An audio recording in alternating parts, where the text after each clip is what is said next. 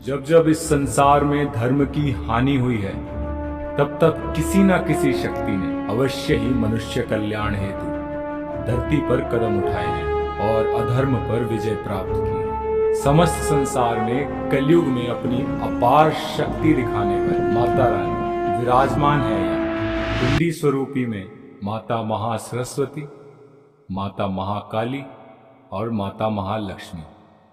कहते हैं 5 पांडवों ने भवन बनाया है ये। घोर भई दिन चढ़ गया मेरी अम्मे, घोर भई दिन चढ़ गया मेरी अम्मे, हो रही जय जयकार मंदिर विच आरती, जय मां सोने चोले अमन आरती, जय मां। ये है यात्रा वैष्णो देवी। विष्णुमायेति शब्दिता नमस्तस्यै नमस्तस्यै नमस्त। पूरे भारत से सभी रेल मार्ग कटरा स्टेशन से जुड़े हैं और इसीलिए यहाँ तक पहुँचने का सबसे आसान मार्ग रेलवे या रोडवे मार्ग है।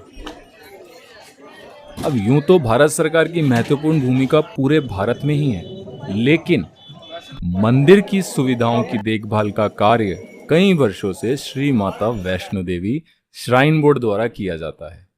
इसलिए आप जब भी यहाँ जाएंगे तो कोई ना कोई सुविधा यहाँ पे हमेशा बनती रहती है, हमेशा यहाँ कोई ना कोई काम चलता रहता है और यात्रियों और श्रद्धालुओं की देखभाल की पूरी जिम्मेदारी भी ली जाती है।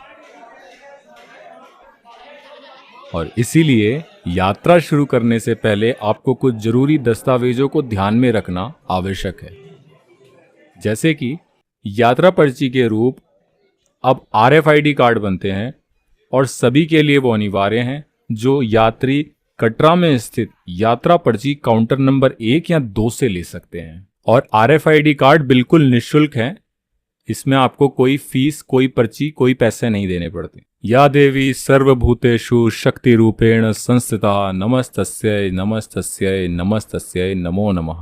यूं तो यात्रा आप कभी भी शुरू कर सकते हैं, सुबह, शाम, रात को, आधी रात को, जब मर्जी, क्योंकि 24/7 ये धाम खुला हुआ है सभी के लिए।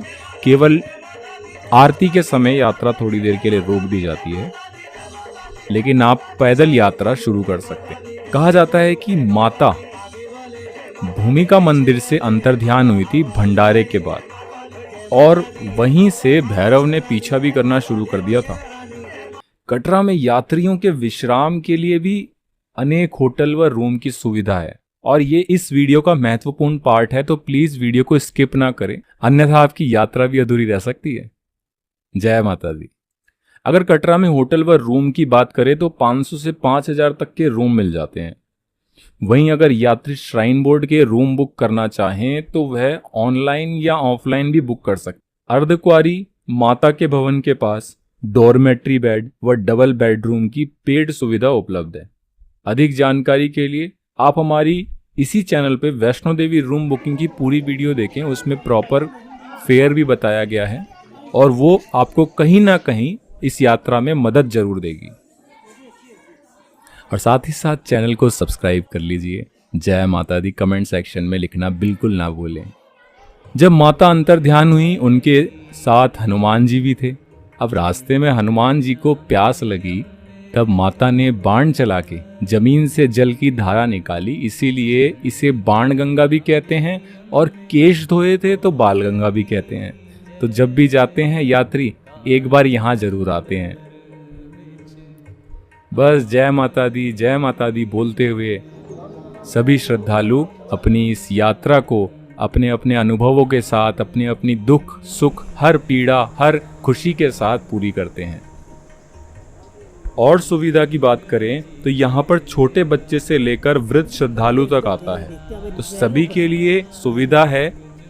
नीचे से लेके ऊपर भवन तक चढ़ाई चढ़ने के लिए घोड़े, खच्चर, पालकी, बग्गी, हेलीकॉप्टर की भी विशेष सुविधा उपलब्ध है।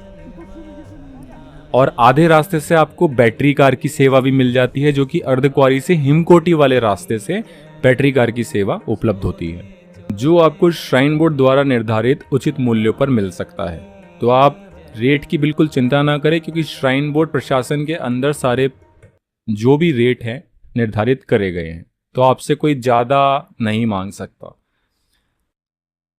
अब अर्धकुंवारी से हेमकोटी मार्ग होते हुए अगर आप भवन का रास्ता चुनते हैं, जहाँ पे भूस्खलन भी होता है, तो कभी कभार बरसात में हेमकोटी वाला मार्ग बंद भी कर दिया जाता है, लेकिन ज़्यादातर वह खुला रहता है और वहाँ से पास भी है, चढ़ाई भी आसान है।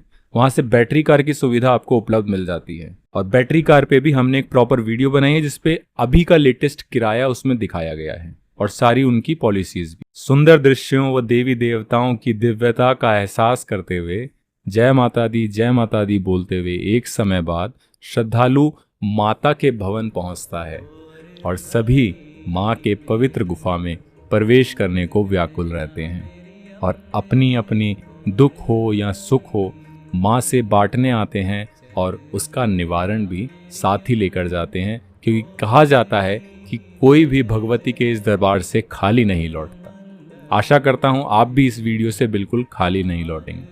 माता के भवन से भैरव बाबा जाना अनिवार्य है ताकि श्रद्धालु की यात्रा पूर्ण हो। जो भैरव बाबा के मंदिर नहीं जाते हैं, ऐसी मान्यता है, उनकी यात्रा विफल मानी जाती है।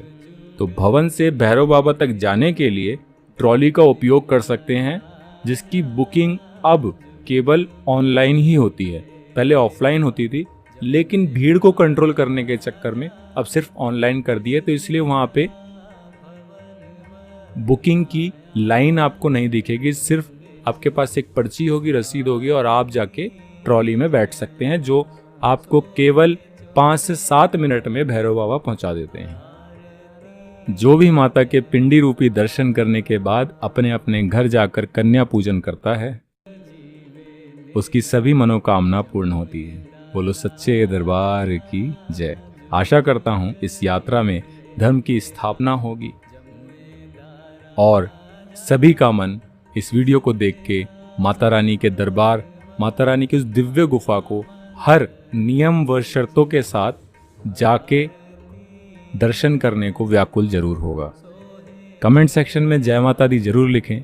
आप सभी को जय माता दी। हर हर महादेव।